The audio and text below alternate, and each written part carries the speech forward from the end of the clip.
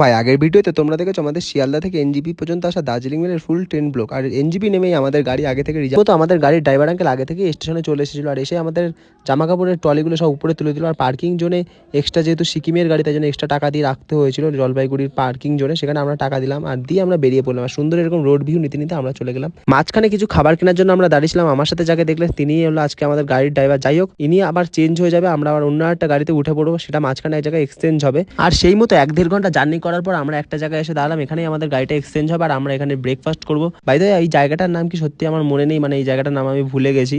তোমরা যদি কেউ জেনে থাকো অবশ্যই কমেন্ট করে জানিও। তারপরে এই হোটেল আদিত্য নামক রেস্টুরেন্টটা আমরা ব্রেকফাস্ট করতে ঢুকলাম, আর হোটেলের অ্যাম্বিয়েন্সটা এরকম ছিল। আর গিয়ে আমরা একটা ম্যাগি অর্ডার করে দিয়েছিলাম, যেটার দাম পড়েছিল 70 টাকা। তারপরে একটা চিকেন স্টিম মোমো অর্ডার করেছিলাম, যেটার দাম পড়েছিল 130 টাকা 8 পিস, যেটা আমি বাইরে নিয়ে এসে এরকম ভিউ এনজয় করতে করতে খাচ্ছিলাম। তারপরে বেশ 2-2.5 ঘন্টা জার্নি করার পর আমরা সিকিম স্টেটে এন্টার করে গেলাম, আর এখানে ঢুকেই একটা আলাদাই ফিল পাচ্ছিলাম ভাই। তারপরে কিছুক্ষণের মধ্যেই একটা টানেল পড়ে, আমাদের টানেলটা ক্রস করে গেলাম।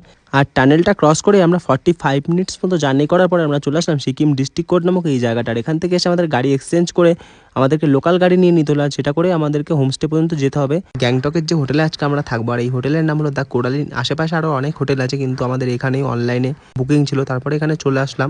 আর হ্যাঁ, যে লোকাল গাড়িটায় করে আমরা এসেছিলাম সেইটায় পার হেড 100 টাকা করে নিয়েছিল। আমাদের টোটাল 2টো গাড়ি লেগেছিল আর 8 জন ছিল আমাদের।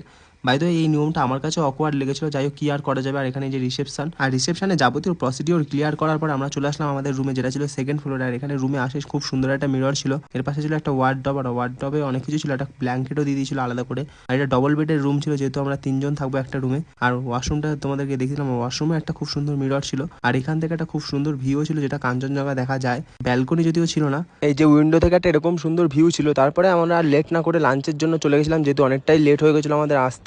লাঞ্চ আজকে ছিল সাদা ভাত, আলু ভাজা, চাটনি, বাঁধাকপি তরকারি, ডাল আর মাছের ঝোল। এই যে মাছগুলো দেখতে পাচ্ছ, প্রত্যেকের একটা করে যদিও পিস ধরা ছিল ম্যান্ডেটারি। তারপরে এই যে ডাল ভাত দিয়ে একটু আলু ভাজা দিয়ে ভাত খাচ্ছি।